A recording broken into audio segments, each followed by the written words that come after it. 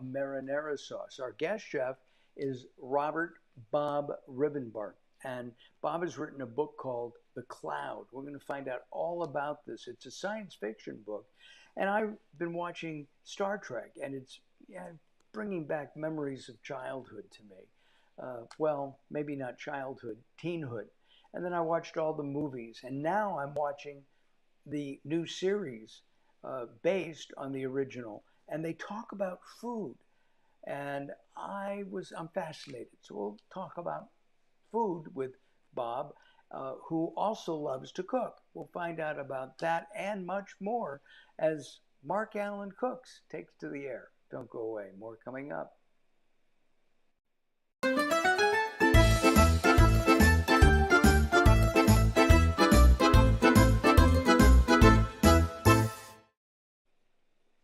And thank you, my dear Carol. She is in charge. She makes all the buttons push and makes us look good, or as good as we can. Welcome to Mark Alyn Cooks. We're going to do a marinara sauce, or marinara. We'll find out how Bob pronounces it. And we'll talk a little bit about the cloud. So right now, let's bring Bob in from Atlanta, Georgia. Hello, Bob. Hello, wonderful to be here, Mark. Thank you so much for having me. I'm honored. Our pleasure. We're going to have some fun. We met about a year ago. We talked about your book a little bit, and I think it's been about a year. Now, as we begin our show, um, we usually have a toast, and I'm going to toast with a French Cabernet. I don't know anything about it other than it is a very inexpensive wine. Um, it was a gift, and all of a sudden we had all kinds of wine, and boom, I gave it all away. You're drinking your favorite wine, you said. Yes, this is a Line 39 California Pinot Noir, my all-time favorite. It too is a low-price wine, but it's just outstanding. So here's Well, to you, Mark. here's to Long you, the life, book, and the upcoming series. live long and prosper. Did I do that right? Yes. Okay. Yes. You know, that's not too bad. It'll open up. Ooh, that's it's better than I thought for a $7.78 wine. It was a gift, and I know who gave it to me. um, let's talk about you and food first of all. Let's back up. You're a professional writer. I You am. write copy for commercials and what else? I've been in advertising for 20 plus years. I've worked in ad agencies all over the country, many agencies in LA. I was in LA for 8.5 years. I've moved back to Atlanta, I think 5 times. I've been back since 2015. So these days I do principally long-term contract work for Fortune 500 companies, and I work 100% remote, which I just love. Well, then So, why don't you come back to LA? well, I'm going to because we are developing the cloud as a series. That's with Ken Atchity, my literary manager, and a producer here in Atlanta named Oscar Turner, who used to be with Paramount, later became the COO of Tyler Perry Studios, and now has his own production company, Gallery Road Productions. So we are going to be the three musketeers to take it to the studios. Ken has been on the show twice. We made his chili. We should bring up Mhm. his book. Um, we made his chili, and then we made a what? Uh, It's, it's, oh, there it is. Yeah, the cloud. And by the way, it's available on Amazon, and I'll report on it in a couple of weeks because this is my kind of book. During the day, I read financial books, I read all kinds of books except science fiction. And when I go to sleep at night, I read for about an hour, puts me to sleep, and I'm going to read The Cloud. I meant to do it, and I don't know why I didn't do it, but we'll get it done. Um, Well, thank is there any mention of food in The Cloud? There is. It takes place in an unspecified future Los Angeles. Could be anywhere from 50 to 100 years in the future. So at the point where this story takes place, China and North America are a single empire. So there's a lot of Chinese food in this book because Los Angeles is largely controlled by the Cloud, which is a corporation that's headquartered in Hong Kong. And the Cloud has, through their financial expertise, been able to bankrupt the Beijing regime and seize power themselves. And they now have an empire that controls half the world. And they're fighting an endless war with the Caliphate, which controls pretty much all of the rest of the half of the world. And so there's a lot of Chinese food and Asian food in this, and So, Asian fusion. got it. So let me ask you this: is AI is becoming really important right now. Everything Hmm. is artificial intelligence. Hmm. Is AI involved in the cloud at all? Very prominently, and the way that the cloud regime controls people is in two ways. First of all in the middle class are addicted to virtual reality programming, which is total immersion and which will be a reality within 15, 20 years. They also have 24/7 surveillance with AI driven servers that are operated from satellites that span the world. And they can go in and monitor your brain waves whenever they want. And if they find that you have traitorous brain waves, they send a virtual reality assassin called the Mantis, which kills you. And virtual Wow. reality has been developed to the point where what you experience in virtual reality is just as real as what you experience outside of it. Well, let's get cooking, and then we'll Let's get cook. cooking. We'll talk more about alien food. I know you've looked up some references for us, but let's start right Right? now. We're going to make a special um, marinara. Do you pronounce it marinara or marinara? Marinara. Marinara. Okay. So I'm going to Hmm. put some olive oil in. We'll have the recipe as Bob has made it for uh, a bigger number of people than what I'm making it for. And I'm going to turn that on. And we're going to let that oil heat up. The other night, in watching Star Trek, I noticed that they had they were serving a brandy, Saturian brandy or something. Are there other kinds of foods from Star Trek that you've researched Uh, for us? yes, I have a long list here from one of the Star Trek websites, and since you mentioned beverages first, I will start with Romulan ale. That's what It it is, is. yeah, Yeah. it's an incredibly powerful intoxicant with an iconic blue color.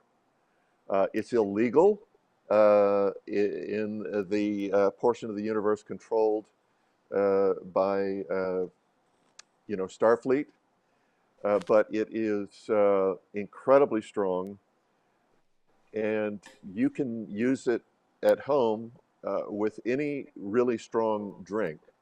Like I'm Wow. talking whiskey or scotch strength, and just put a little bit of blue dye in it, and you've got yourself Romulan ale. All right, And that's been, we're not gonna make Romulan ale. We're gonna make I believe it's Angel's Marinara or a variation of. So I'm gonna start yes. with some garlic.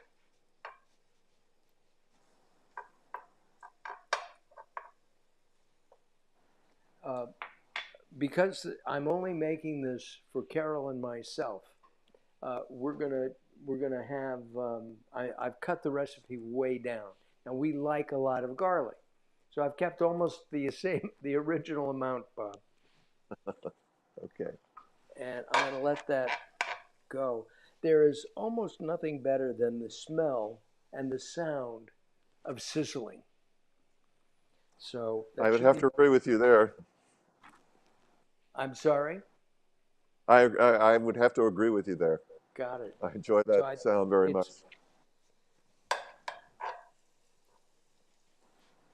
and now I'm going to add onions. Now these are special onions. Um, I love Vidalia onions. You probably get those because they're all the time, right? Yes, Vidalia is a town about 80 miles southeast of Atlanta, and that's where they grow it. So if you get the bag that says Vidalia sweet onions, that's the genuine article. Don't And accept any these substitute. are organic sweet. I don't know where they're from. They are made grown in the U.S. The other day I went to a market, and I'll bring it over here. This is a Vidalia onion. I've been cooking with them, and apparently they're hard to find. Um, do you Well, know what they cost a pound? They're $1.49 a pound here. well, the genuine article that is authentic Vidalia onions are only grown in one county in Georgia. And so if you've got that seal on it, which I just noticed, that says that that's the genuine article, then yeah, it's going to be pricier than sweet onions made elsewhere because it's only grown in one county in Georgia. And this one is, by the way, I can't show you any closer, but it is a Vidalia onion. Okay. Yes. And that's what I'm cooking with in here Well, you because can't go I wrong with love the that. taste. Hmm. Now, when those get translucent a little bit more, we'll start adding stuff. This is a very fast recipe. If you're sitting on your couch and saying, I'm going to order fast food again, you don't need to do that. Get up, go to the market, 10 minutes of shopping. We'll have the recipe on our website. Just go to youtube.com/Mark Allen Cooks Your Dinner. We'll have Bob's recipe up there for you. And this is one that is easily variable, is it not, Bob? It's very easily variable. Allow me to make one recommendation for your tomatoes. I recommend Pomey organic diced tomatoes and Hunt's tomato paste. That's Ken Achiti's favorite, and when I make his Lebanese beans, that's what I use. So I Got it. recommend those two. Yeah, Ken got mad at me. Not mad. I don't like green bell pepper. I don't know why. I like red bell pepper. I like green. I've had purple, and I love orange. But the green, and it's a keystone, a cornerstone of Cajun cooking. So when we made a gumbo with him, isn't that what we made, Carol? We, I switched it to red, so it does change the flavor. Okay, here we go. I'm still stirring. I think it's fine. All right. So the next thing I'm going to add is the tomato paste. I'm going to grab another spoon, and we're going to add that first. And we're going to let that melt down a bit.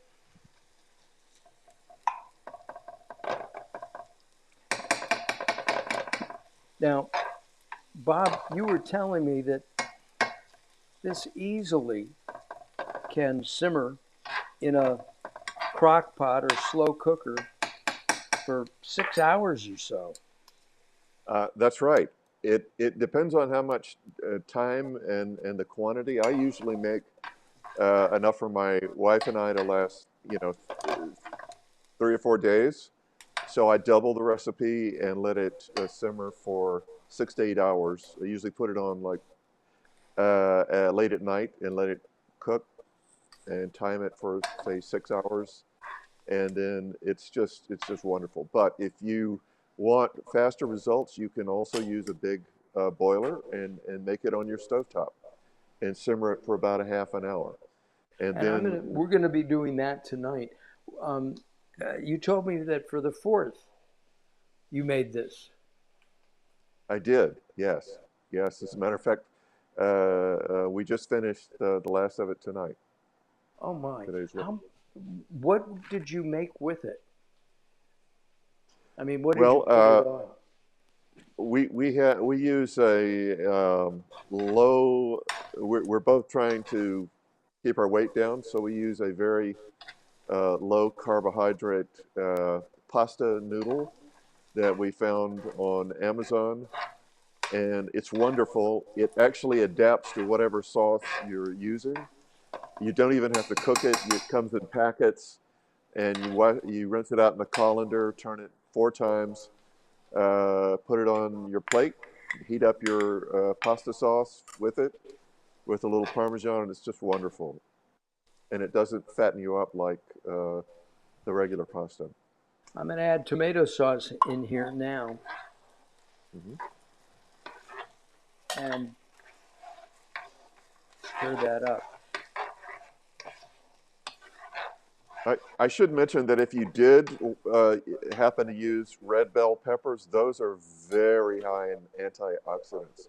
Those are Yes, actually the smartest choice you could make in peppers. I love red bell pepper. I eat it raw. I dip it. I roast it, put Hmm. it on sandwiches. Really good stuff for you. Um,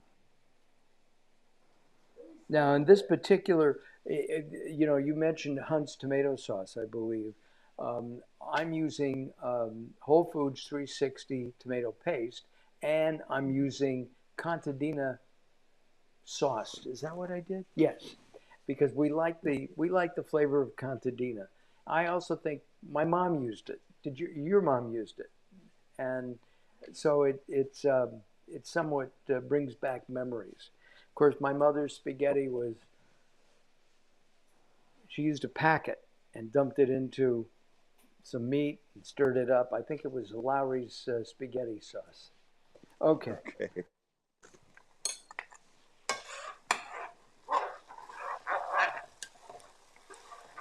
Bob, I think at this point I would add the bay leaf. What do you think? Yeah, I think that's a good idea. Let it simmer a bit so the Okay. flavor blends in. Now, I've got this red wine that we opened up. I know your recipe calls for a tablespoon of it. I'm But you going to know add, what? yeah. More. Use more. Use more than a tablespoon. Use all you want.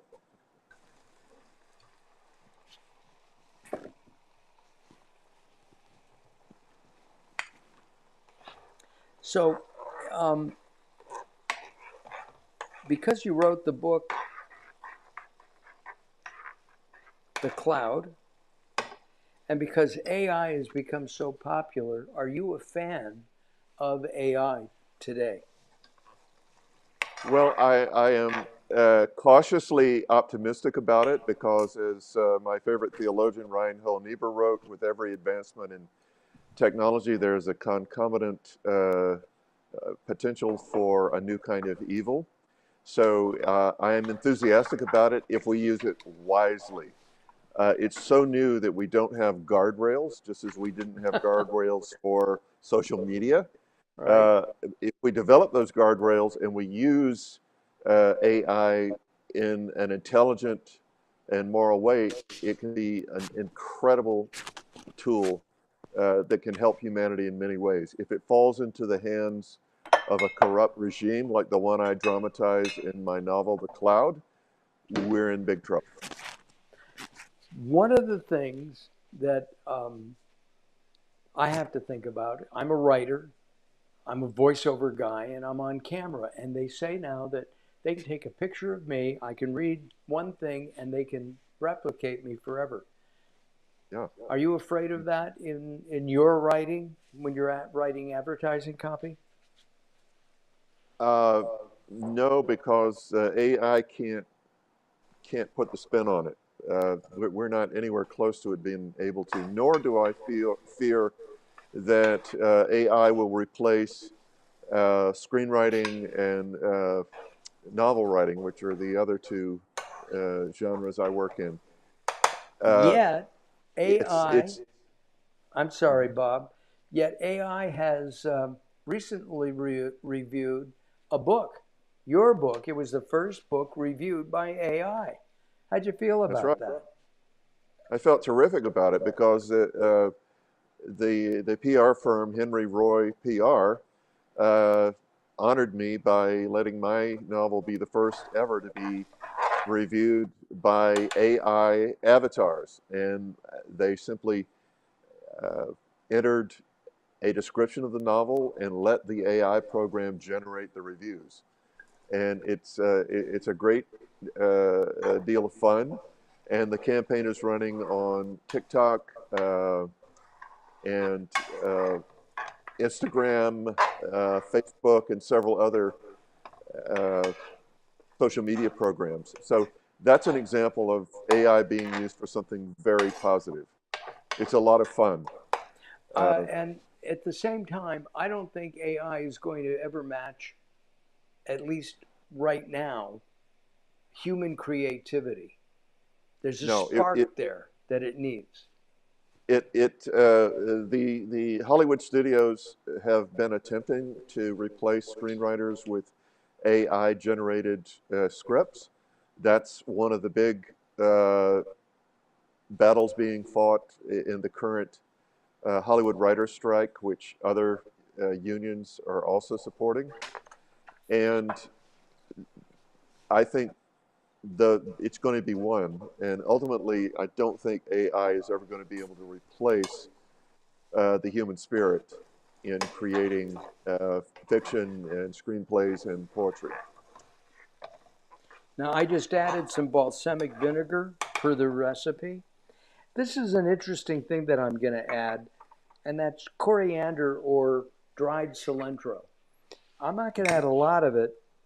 The recipe does not call for a lot, but I've never seen that in a marinara before.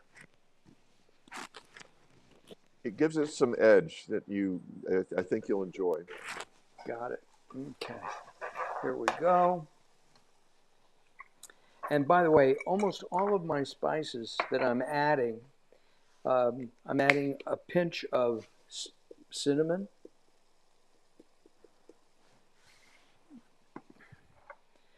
Now, I'm going to add some basil, and I'm just going to add what I think. I like basil. Now, I'm adding leaf basil rather than powdered, and there's a reason for that. I find that sometimes when you use powdered basil, that it can affect the color of the dish. I'm going to add some oregano, and again, I'm using leaf or dried. When you cook and you see a recipe, Bob, do you invent as you go along? Absolutely. That's This one, that. this one's curry. So all of the Italian Indians out there, India Indians, this is for you. I love the smell of curry, and how much there?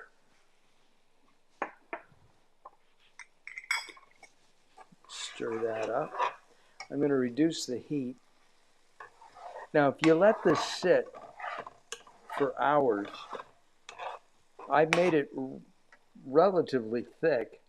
I'm going to add a splash more wine. And I always put it in the tomato can, and then I'll thin it out just a bit.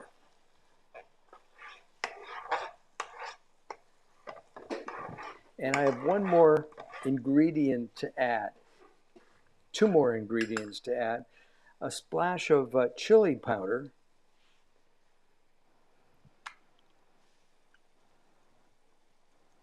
Whoa! Let's see if we can get that back in there. There.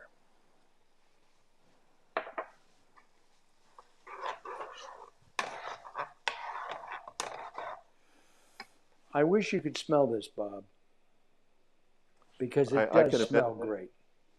It Yeah, smells I can really imagine that. And that's going to be like on the edge of your tongue. You're going to taste all of those subtle mixtures of flavor. It's going to be incredible. And then last but not least, when I'm making a marinara, I always add a touch of sugar. Sugar and tomatoes work really well together.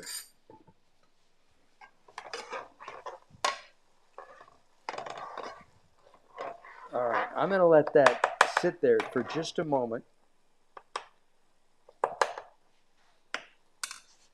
and come back here and we're going to talk about the book. Okay, as a self promoting individual, I said this to you the other day. Please let me have a part in your movie or TV show. Okay. Yeah. If you need Well, a cook, I'm sorry. I'll I'll do it. I'll do what I can. I know there'll be a casting director, but Ken is planning to negotiate for me to be a contributing producer. So I will put in a good word for you, Mark. Got it. And hopefully Ken will want to do that for me as well. We are just Absolutely. about out of time. I can't believe how fast this is. This is such an easy recipe. Um, and you can let it sit for, up to 6 hours in a slow cooker, or you can Absolutely. cook it the way I'm doing it. I'll let it simmer a little bit more. Let's do a little taste, Bob. Now this is, oh, it's thick. I came up with an idea for dinner. I don't know if Carol will go for it. I would like this on an Italian um, sausage. I love Italian turkey sausages, Absolutely. You can't go wrong, my friend. right? And I hope you can see that. Hmm. I've got to let it cool. Oh, I left out one thing. I left out something. But you can do this to taste. I don't cook with a lot of salt because I find that everything has enough salt. You can add salt. This was some ground pepper, and you can add that. You could add cayenne if you wanted, or red pepper flakes. All right, here we go. This is my favorite part of what I do.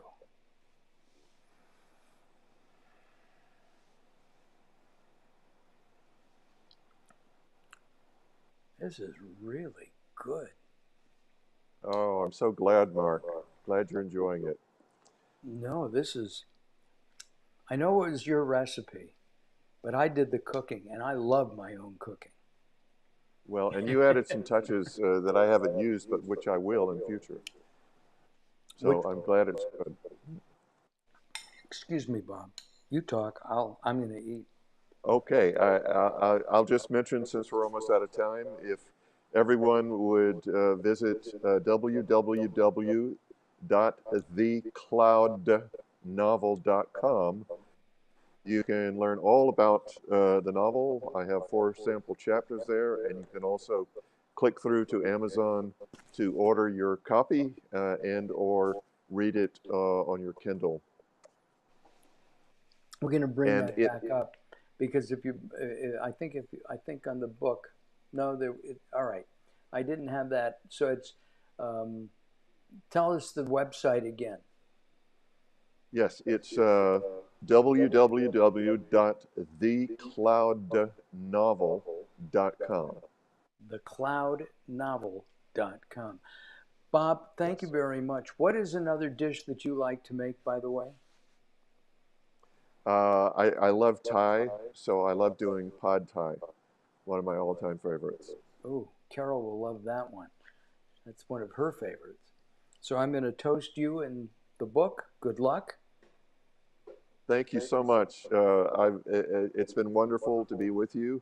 I wish I were there to enjoy this meal with you, but perhaps on my next trip out to LA. Yeah, well, the next time we'll have you come over and we'll cook together. Wonderful. Look forward Or to it. I'll be in Atlanta. Either way. Absolutely. Bob, hold on a second, okay? Sure. We've recorded this program today. I just wanted you to know that. But if you have comments, please let us know. You can always make a comment at facebook.com/MarkAllenCooks or youtube.com/MarkAllenCooksYourDinner. Carol, thank you. I appreciate your help. You did a great job. And I will see you next time here on Mark Allen Cooks. Bye bye for now.